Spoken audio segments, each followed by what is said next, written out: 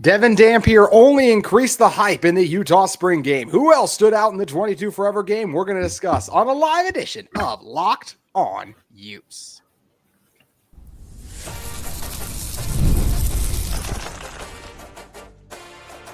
You are Locked On Utes, your daily podcast on the Utah Utes. Part of the Locked On Podcast Network, your team every day. Hello, everyone, and welcome into a live edition of Locked On Utes. Appreciate all of you for listening and making us your first listen of the day. If this is your first time visiting this show, make sure you like and subscribe. We are part of the Locked On Podcast Network. My name is JT Wistrcill, former intern inside the University of Utah Athletic Department. Excited to be joined by Philip, aka the WildUte, to recap a wild spring game for Utah. A very different spring game with the scoring system. I thought it was a fun wrinkle to try, but definitely weird to see there. Philip, let's just get right into it. I thought the biggest takeaway was Devon Dampier absolutely looked the part. I mean, the pass to Zacharyus Williams down the sideline. Yes, there was still some hey, missed throws, mistakes, sure, but the highs are there and the potential is there for Dampier, and I cannot wait to see him in a live game because what he showed us in the spring game was sensational. It was a fun scoring format. Man, what a fun game to watch too in person. Yep. And Devin Dampier is as advertised. Look, it took a drive or two to get going, but once he got going, is exactly what we thought we were going to get with this kid. Devin Dampier is a stud playmaking machine. He's uber quick. He can just run around, zip and zap and run everywhere. And the guy has the quickest feet. He's so hard to touch. Seriously, his legs are incredibly dangerous. We knew that already based on his rushing touchdown nature and stuff over at New Mexico. Yep. Also, this, I've said this before, JT, but he's like Houdini with his escapability. Yes. And watching him in person, look, I'm going to comp him to somebody, okay? And I think that his game kind of plays like this with his stud playmaking. He reminds me of Johnny Manziel. Oh, wow. I like it. And Johnny Manziel was just able to make plays with his feet, throw it down, score touchdowns. He was so much fun to watch. Electric player. And Dampier has those same traits. I mean, Utah's going to score a lot of points this year. A lot of points. And Dampier is a very high risk, high reward type of player too. I mean, he will try to thread the needle. He'll make big plays. Look, he may throw an interception here or there, but man, this kid is so talented. He's dripping with talent. He's going to be a blast to watch. Utes are going to score a lot of points. We've got the right guy at QB1. Totally agree. Also, make sure you guys drop your thoughts in the comments below. If you have any questions, we'll get to those throughout the show as well. There was not official stats, but thankfully Steve Bartle of KSLSports.com had us covered. Said Dampier, he had him about at 250 passing yards, 2 touchdowns, along with 50 yards on the ground. And that is, that sounds like a Devin Dampier type of game, right? He's probably going to run even more in a live game too, but you mentioned the improvisation, the throw to Landon King too. Yes, the long screen pass there as well. The throw to Caldara as well too. I loved what we saw from Dampier, Phillip, and I totally agree with you that it feels like he's the guy. What was when I saw the pass to Williams, that was the one in particular that made me get hyped. I was hyped for that one. The threading the needle one. Yes, right there. Dropping a dime in. That's I don't care if it's a spring game or whatever. That's a tough throw. Can you make it? Boom, he was able to make it. I have so many moments throughout the day that just made me feel even better about Dampier. He's so much different than a Cam Rising. Cam was great in his own regard and stuff, but we're looking at a completely different type of quarterback, and it's just fun to watch. The life in the stadium, how exciting it was. When Dampier runs, he's going to break it off for 15 to 20 yards. He is so hard to freaking tackle because he's so quick.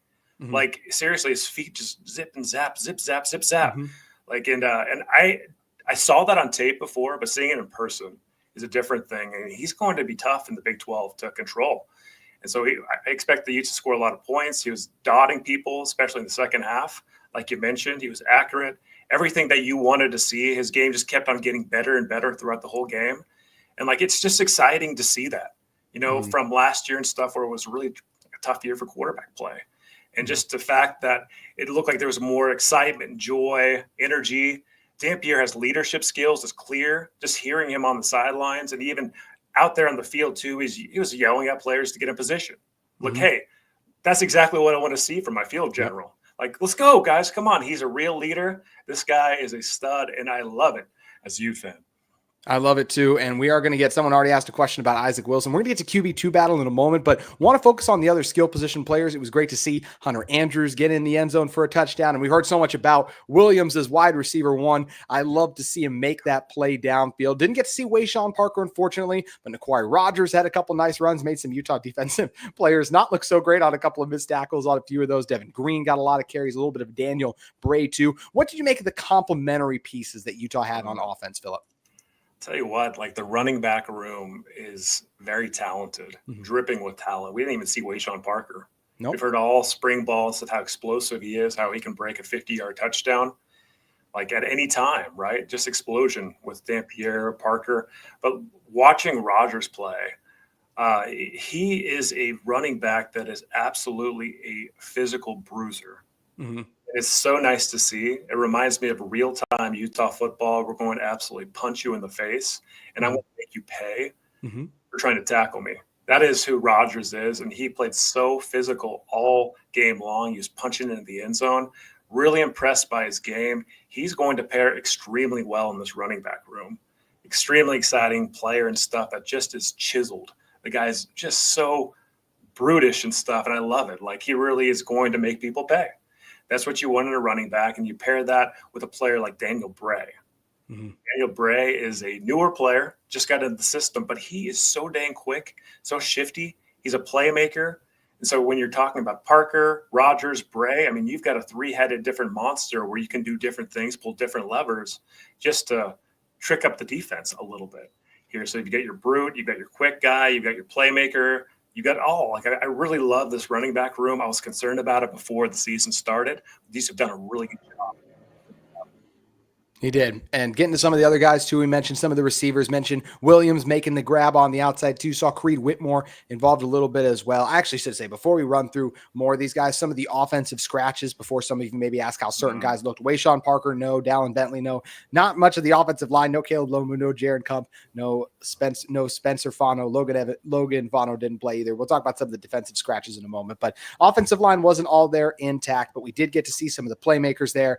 And I know he didn't have a ton of catches, but Landon King is still a guy, Phillip, I can't help but be excited about. What did you make of the pass catchers that Dampier and the other QBs had at their disposal today?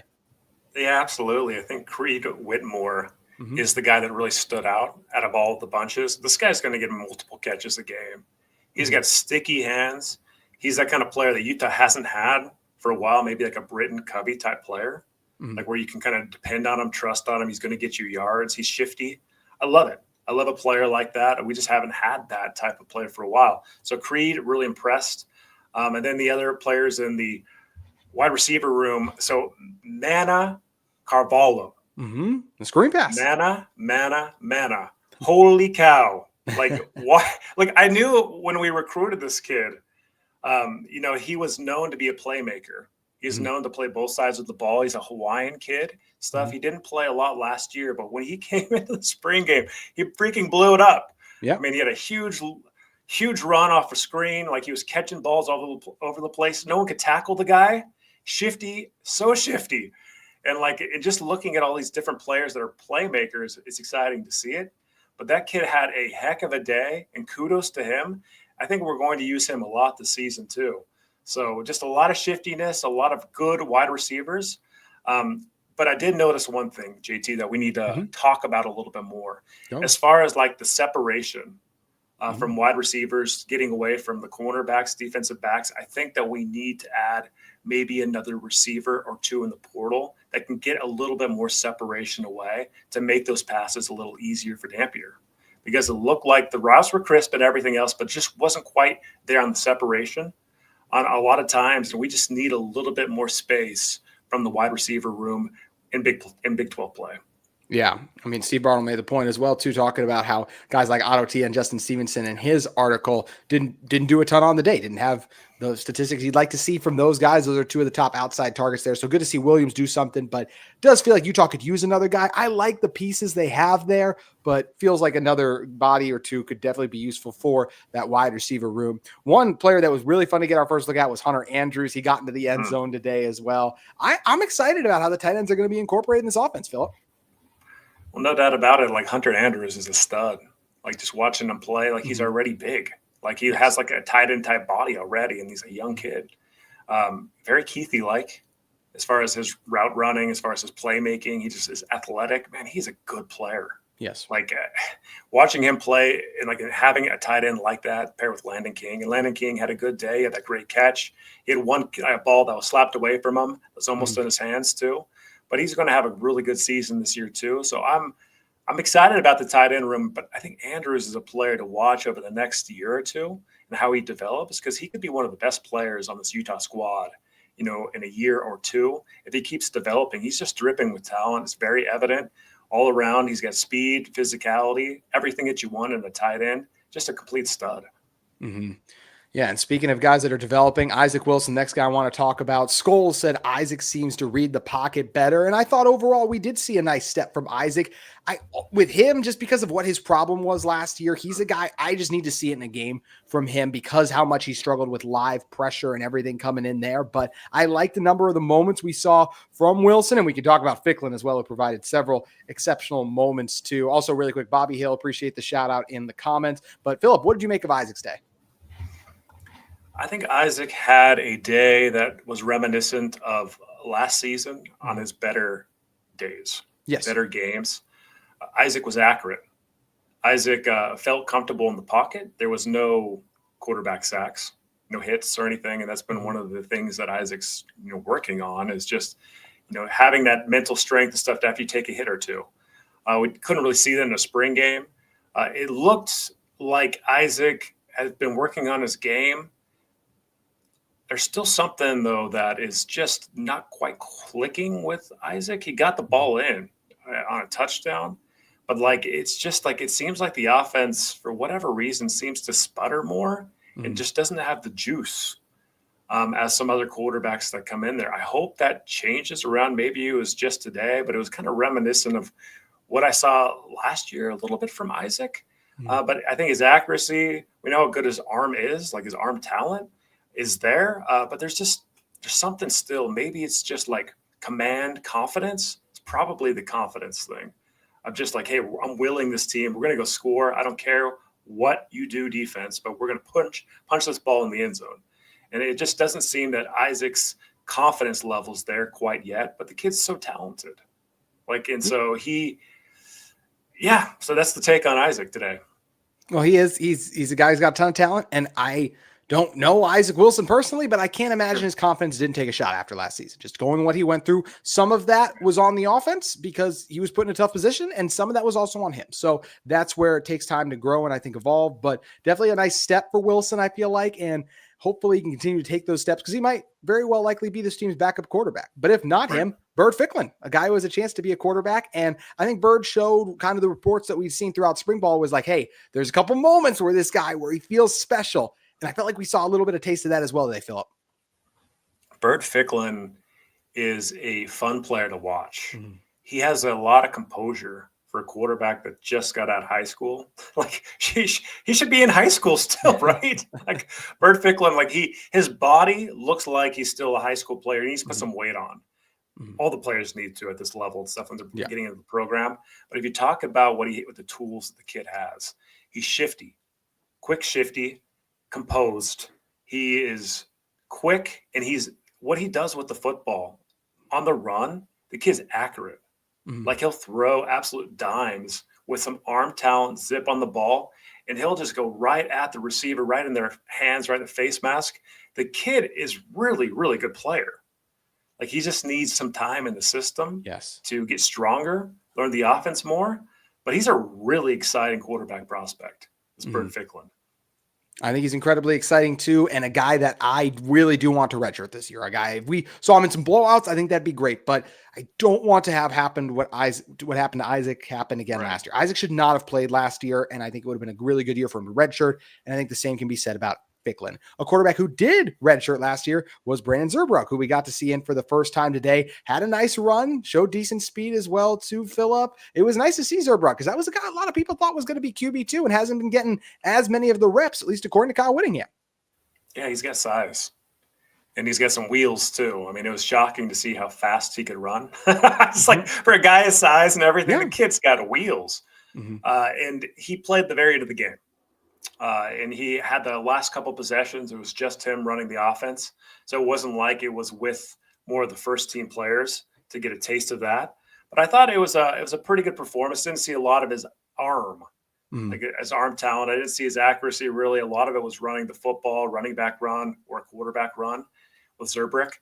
But I think that, if you're talking about these four guys that we've got in the quarterback room, and hopefully, we can keep all stay in the quarterback room, going into the season and everything. I think that the stable's much more full than it was last year with talented players that fit the system. Yeah. And even if you have to go with Zurbrich, I think that you're going to be fine. He's similar to like a Brandon Rose type player, it looks like, maybe with just a little bit more size, but that running ability, the Rose type of style play. So I feel more comfortable going into this season in the quarterback room than last with the rising injury and all that looming. And again, Devin Dampier is like a player we haven't had at Utah for a very long time. Like, if it goes well for Dampier, he could be an all Big 12 type player. I agree. He really could. The sky's the limit for the kid. He is that talented with his playmaking. He can punch it in, and it's all going to rest on Devin Dampier's shoulders as far as this Ute season. If it's going to be a special season, Dampier's got to stay healthy, and he's got to score points. And I think that he can do that with his history. But even if we had to go to an Isaac Wilson or a Zurbrich, I think that we're going to be in better hands than last year with Isaac's experience, Zurbrich's running ability, been in Oklahoma, had a little bit, experience of that over there. So I feel more comfortable with the QB room overall. I think the highest compliment I can pay Devin Dampier is I think there's a chance that after this season, like, he has a season worthy of Miami being like, hey, you want to be our next $4 million quarterback? Like, I don't want that to happen, but I just think he has the potential to be that good where he could make quite the NIL deal. And hopefully Utah is the one who's able to put it together, because I think he's going to be special. I think he's going to be one of the best QBs in this conference. And you mentioned too, the challenge now is retaining your guys if you're Utah too. I don't want to read too much into the tweet, but Darren Zipper did the hourglass emojis with a picture of him getting off a plane. That seems like a transfer portal decision to me. We'll cover that more next week if that is indeed what ends up happening there. But Philip, another guy for Utah that's at least didn't stand out, I'd say, but we saw on the field that I wasn't sure we could see is Nate Johnson. Nate Johnson was in the game. Him and Wilson couldn't quite hook up on the one pass too, but I'm so fascinated by the role that Nate's going to have with this team, and I was excited just to see him on the field. Nate Johnson got a lot of balls thrown at him. Nate did. He had at least 3 targets and 2 balls that were actually in his hands. I don't know if he completed a catch. I don't recall him doing that. He had one that was kind of a rough drop. Nate's got the speed. He's got the athleticism. He needs to work on the actual receiving nature, right? Yep. He's been in the quarterback room for a long time. He can get there, but it probably wasn't his best day, just because of the drops, really. And he had an opportunity to score a touchdown. He couldn't execute that play too. So more time in the wide receiver room, more time, working with the hands and everything. And maybe you get there for Nate Johnson. I love the fact that he is play wherever you want him, right? If you need him at quarterback, go ahead. Play him at quarterback if we absolutely have to have it. If you need him to be a switch knife, do some crazy play at wide receiver, pitch it back, throw the ball, some fun play, then go ahead, do that too. But it was a little bit bummer to see a few drops. But hey, this is the first time we've seen him, roll out basically as a wide receiver, a hybrid wide receiver. So it's early in the career and stuff. And there's a lot of time for him to develop it. I'm so fascinated with the whole Nate Johnson thing. At one point last week, I was like, are we not going to see him at all? Because they're being so secretive about his role with this team. But I'm glad we at least got to see him out there. I still feel like he'd be best as a wildcat type of quarterback, since he does have he played quarterback, has completed passes, all those things before, but maybe Utah's just fully invested in him in the gadget role. Want to switch to the defensive side of the ball in a moment, but Scholes wanted to know about Otto Tia's performance today. I think another wide receiver that left us wanting a little bit more. Wouldn't you agree, Philip? Yeah, I think that's correct. Otto Tia, big body guy. He looks huge out there. He seemed to have a little trouble separating today, and when the ball was getting there, it was getting knocked out of his hands. It was kind of a rough day for Otto Tia. I would say that he and Nate Johnson, as far as the wide receiver group, probably struggled the most in the spring game. And he kind of had the drops for both, but Nate Johnson, going back to Nate Johnson, he was getting some separation. We're talking about separation wide receivers before. He's so fast that he was getting separation. He was getting open, but Otto Tia just seemed like he wasn't. And we'll see where that kind of goes and develops for the season, because in Big 12 play, I mean, the cornerback's going to be up on you. They're talented, they're quick, so you do need to separate. You got to figure out how to separate if you're going to get the ball, get open. So we'll see at this level, at this next step up level from the Mountain West. You know, if Otto can be a wide receiver 1 or 2 for Utah. I'd be interested to look back on the game against Utah State, because off the top of my head, I do feel like most of the balls he caught were contested catches. And that's a guy you can go to sometimes, but it's hard to rely on a guy constantly if he isn't getting that separation. That's a great point, Phillip. And I'm curious to see what the roles with these receivers look like. Did you want to add one more thing with Tia? Yeah, so Tia playing with Dampier is going to be really interesting to see. Dampier throws on the run a lot. Yeah. And all these quarterbacks actually are going to be trained to throw on the run, it looks like. It's completely different. Rising as a pocket quarterback. But these guys roll out and just toss the football like almost like Mahomes style and everything. And that might be advantageous for a player like Otto Tia too, for huge plays, like you're saying, JT, on like contested balls. But like a scramble play, Dampier, like running right or left and just throwing it up for a touchdown for a player like Otto Tia. Like, he has a role, and he's going to have a big-time role in this season and everything. But it's not what I would have assumed to be like a number one separate. I want to burn you. I want to route run you and get it wide open. I'm going to get the ball every time. I think that Utah's still lacking the number one receiver. They said Zacharyus Williams was wide receiver 1 right now, but the question is he wide receiver 1 because of his level of play, but also because maybe some other guys haven't stepped up? So definitely a position that Utah's looking at in the portal. Micah Hudson was up there to visit, 4 and 5-star. That'd be a nice addition if Utah could close the deal there. We'll see what they're able to do in the portal. But one thing I do feel like that also is part of this, Phillip, is we're talking about the lack of separation the receivers had. Flipping over to the other side of the ball, that's a credit to the Utah defensive backs. No Smith Snowden today, but this is a Utah group. Sharif Shaw, Morgan Scalley, they're some of the best DB coaches you can absolutely find. And I do like that we saw a lot of these transfer guys step up and make some plays, right? Whether you got an Elijah Davis, a Don Saunders, Caldwell too, like all of these guys who we haven't gotten to see yet as Utah players, except for Davis, get to step in and they're producing defensively. Davis is a stud, and that speaks to the volume and how good these defensive backs are. Yep. Before this game, one of the biggest concerns in my mind was defensive back. Mm-hmm. Do we have depth there? Do we have the talent there to compete in the Big 12 at the highest level? And after watching today, it's hard to argue we wouldn't, right? I mean, it looked like these other players coming in and really kind of shutting it down as far as getting separation and everything for our receivers. So that was a promising thing. And if you wanted to think about it that way, that's a big takeaway from this game too. Maybe our defensive back room is stronger than we thought. Mm-hmm. And it's Cotton, right? Blake Cotton. Yes. Blake Cotton had a big day. Yes. And so these transfer players are actually showing out. And that's a really good development. So really the focus areas for the Utes, look, adding another defensive back is always smart, more depth. There's going to be injuries at the position. Depth is the biggest thing. And we're going to get to maybe the greatest need on the team here soon. But I think, again, going wide receiver, getting a wide receiver 1 or 2, and then filling out with a little bit more defensive back. I'm curious where you think the biggest need on this team is. Before I let you answer that question, I just want to tell everyone who didn't play on defense. First of all, the safety room, we did not get to see the guys, Smith Snowden and, Smith Snowden of corner, of course, Pateo Johnson, Rabbit Evans didn't play. I think that's the best safety duo in the Big 12. So excited for what they can do.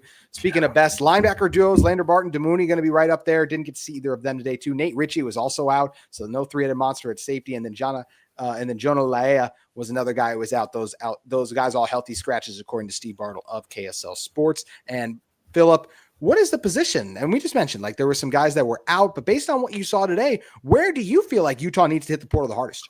D-line, defensive line, defensive end, defensive line. All of it. You would include D-end as well. I would. Just looking, especially at the defensive line, it seemed like there was some push from the offensive line, even though we didn't even have our first team main guys, and Fano wasn't playing. Yep. But it looked like there really was not a strong enough push from the defensive line on run stuffing. So it seemed like we needed more depth at the defensive line, and that was a very pressing need. And also, just watching, it didn't seem like we were getting a lot of edge pressure on the quarterbacks. Yeah. And so I'm looking at that, and that's very un-Utah-like, right? We lost a lot on the defensive line with Newton also leaving to BYU, Junior Tafuna. And so O'Toole, Van Fillinger, that's a lot. Oh, my gosh. And you do have Spencer Fano, and like Spencer Fano is going to be a huge piece to this defensive line unit, but it seems like you need really to stack up almost everywhere in the defensive line with depth. If you can add talented pieces that can get in sooner and stuff to it. But really, that might be the biggest need for this team is the defensive line, edge rushing, wide receivers. 1, 2, 3. I would agree with that. I'm curious with DN still as the one, but to your point, Phillip, I mean, if you're not getting, and I know Utah is a great tackle duo, they didn't play. So if you're not getting that pressure against the backups, that's concerning. Just a spring game. But at the same time, we're all fired up about Dampier. I have to be honest as well and say, like, hey, if you're not performing up to par, that's going to be a concern. I've said multiple times before on the show, I think the Utah offense makes a massive leap forward. And I think the Utah defense just takes a slight step back, just based on the personnel they lost, particularly up front in the trenches. And as good as the coaching staff are, as good as several of the players returning on this team are, you lose a lot, especially up front. I think that's going to end up being hard for Utah. Bobby Hill posed a question here. Also, if you guys do have any questions or things you just wanted to comment on and get in, make sure you guys send those in now so we can get to them as we start to wind this down. But Bobby Hill said, Carvalho is an absolute stud. I think Covey 2.0, I would love that, but I got to say, I think he's probably third as the slot receiver right now. I think Ryan Davis, I still think Ryan Davis is one. Just his connection with Devin Dampier over 700 yards last year at New Mexico. I still go him one there. Creed Whitmore, probably a competitive two and sees a lot of time. And then Carvalho. How do you see that, Phillip? I just love Carvalho too. I want to see him play. I want to see him bring out these big plays. But JT, I agree with you. Like with Davis there, with Whitmore, I think that you've got the 1-2 right there. They're just really seasoned guys that are sure-handed players, right? You need that. But yeah, the explosiveness and just it's so fun to watch the kid play. As far as Carvalho, Carvalho really is. It's just an exciting player that just can bust it at any given time. And whenever you get an explosive player like that, it's always going to be tempting to get him on the field. And maybe this kid's going to get more playing time than we thought. For sure. And if he was the guy who won the slot job, I'd be elated. I just looking at what those other guys have done, and Whitmore has turned a lot of heads during spring camp too. That's a guy I think that is probably going to be the second guy there, but we'll see what Carvalho can do. Scholes said after that hit, I saw Elijah Davis limping to the locker room with an ice pack on his knee. After halftime, he seemed to be walking okay. Any concern? I had actually also heard that he was walking okay after the injury as well. So Phillip, with the season off in August, he's already walking okay. Anytime you take a hit and go down, always a little bit of concern. But based on what we saw, and it's not like Kyle Whittingham's going to reveal anything about an injury, so we're not really going to know what Davis is like, if there was anything with Davis there. But I think he's going to be okay. What do you think? I mean, he's got a long time to get healthy again. I don't think it's going to be that serious. But man, yeah, when we're even talking about this in the spring game, gosh, dang it, JT. Like seriously, Elijah Davis is a must. Yeah, after the last few years, you're right. Oh, seriously, I can't even believe we're having this conversation right now. I think that he's going to be okay. But again, we're speculating now, and we don't know for a fact. And you're right. I mean, Whittingham's not going to say anything. No. So, let's just hope and pray that, he's going to be fine. And there's not something more serious there, but it didn't look like anything massive. There's no carts on the field or anything or so like that. So, yeah, thankfully it seems all right. But as you mentioned, we just can go on what we saw. It was good to see him at least walk around on the sideline, like you mentioned. Scholes. Gary Haslam said, Ficklen was electric, fluid, and has a gunslinger of an arm. Wanted to see more. That might have been by choice, as much as I would have loved to see more too, Phillip. That's the balance in the spring game. In 2025, when players are actively getting poached off of rosters, you want to get these guys game experience. But at the same time, how much do you want to let them go and show so that whatever other Big 12 coach or wherever, not in Big 12, some of these Big 10 SEC teams might be like, I'm going to flip on the Utah spring game. Ooh, look at that quarterback. I bet he could be pretty good in a couple of years. I'm going to go get him as well too. So I thought I would have loved to see more Ficklen, but I get why we only saw so much of him. That's right. And he didn't score a touchdown on his drives, but what he was doing, he was moving the football. Yeah. And what I noticed is with Byrd Ficklen, you were always moving forward. The offense was moving forward into scoring position. He was so composed. He was so confident. And then going back to Isaac, it just seemed stalling a lot, like we saw last year and stuff, or maybe even moving backwards. But Ficklen is a guy that can move that football. He is a field general. And so that's a good point. You don't want him scoring a bunch of touchdowns in the spring game because someone's going to give him a bag. Exactly. And we need to keep his kid in the program. Seriously, Ficklen's a player we absolutely need in the program. Look, I don't know who's going to win QB2, but looking from a talent perspective with a fitness offense, this Beck offense, I would say that Ficklen's got a pretty good shot at it. Wow. Being a QB2. Would you say right now, like based on what you saw, if you were Jason Beck, you would say right now Ficklen's my QB2 based on what you saw? It's so similar to Dampier's game. So Jason Beck knows Dampier's game inside and out. He's been coaching him for years. And Ficklen really brings the same type of tool set as Dampier. He's shifty. He can run. He throws on the run. Like he's kind of like a copy of Dampier. And so instead of kind of changing it up more with an Isaac Wilson and stuff, is more of a pocket passer, right? He can throw on the run and everything, but he's not going to run the ball a lot. Ficklen will run the ball. He needs to gain weight stuff, but he really is a similar player, more similar to Dampier. So I just feel like for consistency, offensive consistency in this new scheme, that Ficklen might make sense for the backup quarterback position. I get you might want to redshirt him, but like you can lose him on a redshirt. He can leave any time. He can leave any day. That's the nature of NIL now. Like these kids it's hour to hour, JT. It's not even like season to season. It's hour to hour. And so redshirt, is that even the best call? Redshirting a player like Byrd Ficklen? You think that that's going to make him want to stay around? Like I think that, let him compete for QB2. And then we'll see what happens with Devin Dampier. Like you mentioned, too, if Devin Dampier has a monster year, you never know what could happen. We'd love, if he had a monster year, we'd do everything to keep him. But this is NIL era where the bags fly. He could be gone, right? Like go pro, he could go to school if he has this massive season. And so I think that Byrd Ficklen, you really need to bring him up here because he's the potential to be a starting Utah quarterback over the next 3 years. And I think he does too. And that's where it's a balance of, like you mentioned, like, would it be awesome if he could get on the field right away? Sure.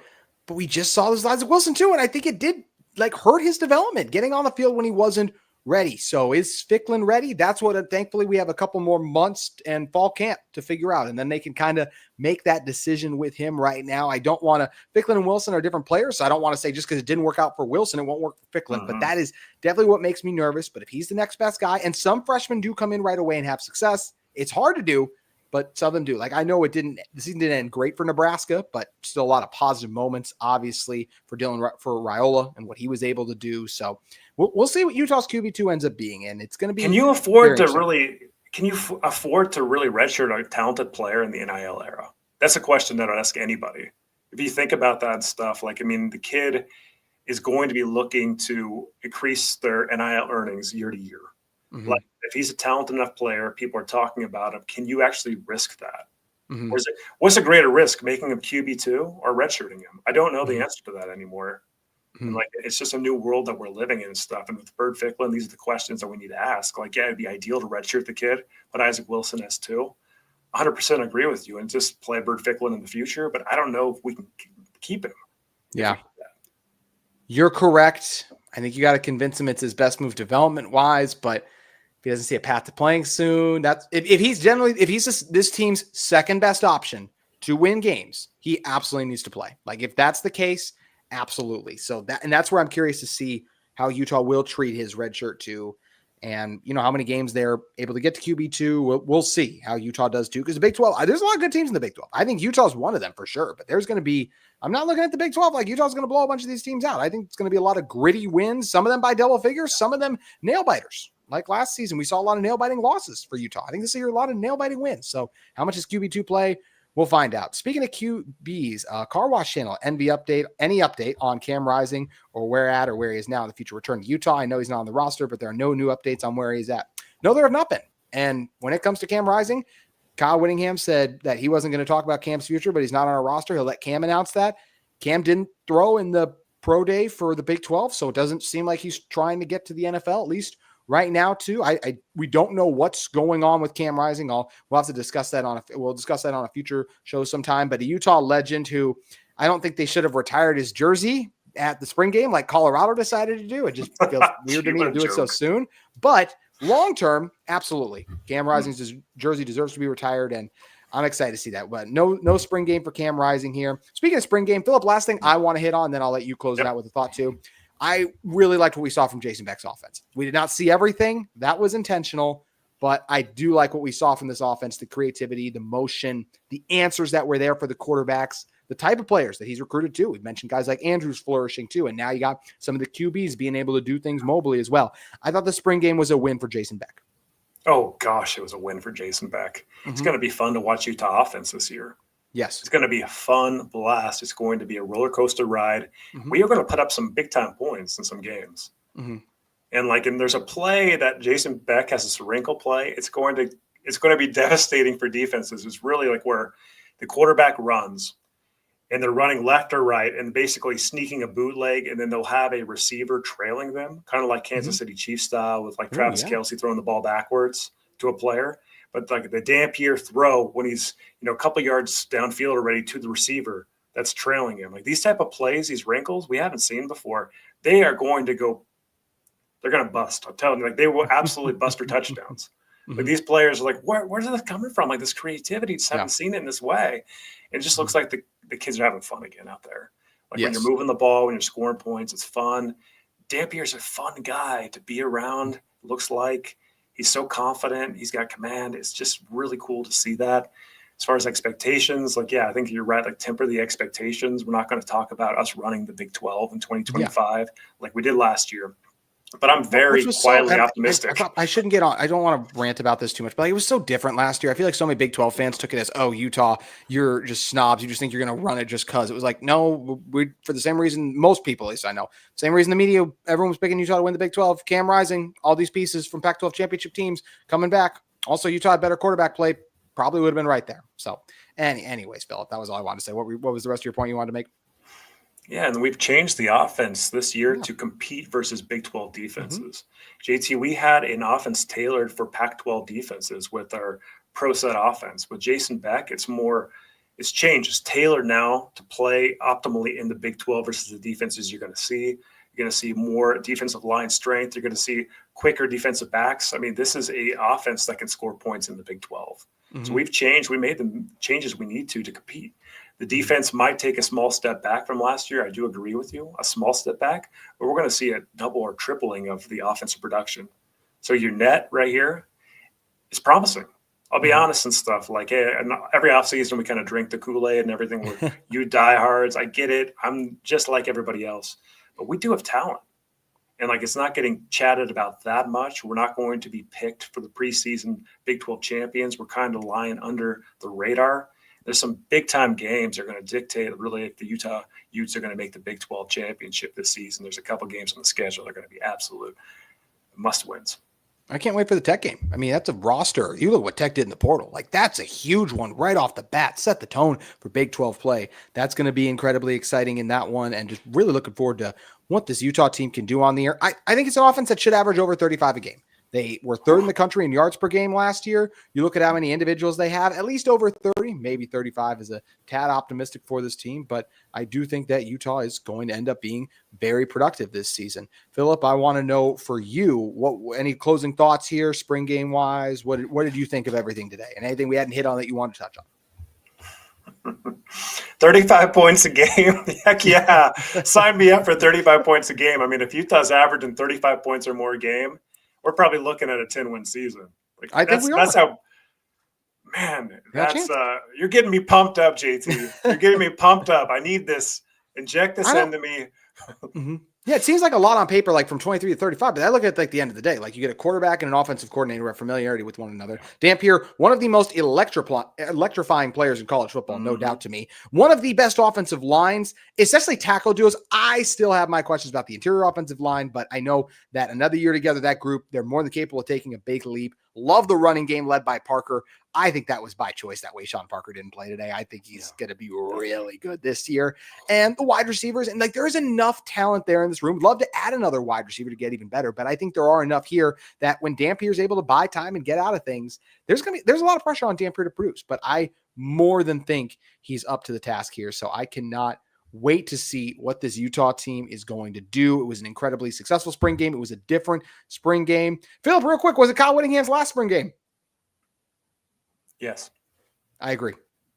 It just feels like it feels like this was it. It felt like it was it last year, and just you can't go out with a year like that. So came back, one last spring game ride, and what a way to go out. It felt like I think today was absolutely a win for Utah football. Absolutely. And seeing Kyle Whittingham on the field, Yeah. seriously, he must be working out his calves more. His calves are just bulging out, freaking his legs. This guy is just he's like what, 65, 66, 67? Whittingham, like he looks like he's in his 40s or 50s as far as like his shape. It's just he looks really good out there. He looked like he was having fun. Whittingham, it's just a very different vibe this year than last year. So much pressure on last year, the shoulders. There's none this year. The cap's off. It's time just to let it go and let it rip. It's time to let it go, let it rip, and I cannot wait till August 30th when Utah gets to let it go and let it rip against UCLA, and then a lot of other fun matchups and things coming up this season. Fun game for Utah, the 22 Forever game in the books. What a great cause, too, every year as well for the Aaron Lowe and Ty Jordan scholarship, something that's really cool as well. Philip, you got to be there and support it as well today, too. So really love that is what Utah is able to do with this game. It means so much, too. And I think Philip Oskey just close on this. Like, in the era where so many people are canceling spring games, I love that Utah still has theirs, and I think they always should keep it because I think it's a special thing for fans to get to be a part of. Yeah, as long as Byrd Ficklen doesn't transfer, I agree with you. Just kidding. No, just kidding. I love it. I mean, you're not wrong. If Byrd Ficklen transfers, then yeah, it's probably never going to happen again. If Byrd Ficklen transfers, then we might not have a spring game again. No, just joking. It was an amazing experience, beautiful weather, awesome to be in the stadium again, and it just gets you pumped for the season. Really does. Philip, I get pumped every time you come and join me, my friend. Please let everyone know where they can find more of you at. College Football Mafia YouTube channel. Talk college football news, realignment, big takes. Come check us out. Phil, thanks again for making the time to hop on. You're the man. Yeah. That's going to do it for today's live Locked On Utes. Really appreciate all of you for joining in. Just about 50 people right now. So thank you so much. We will be back on Monday recapping more of the spring game, covering the transfer portal. Already a lot of news and rumors and everything flying around there. So we'll be sure to recap and react to it all. Thank you again for tuning in. It's live Locked On Utes for your second listen of the day. Make sure you check out Locked On NFL Draft. NFL Draft next week. We'll also get to see where some of the Utah Utes are going to end up being picked. We'll do it for our show today. Thank you for tuning in. Have a great Easter weekend, everyone.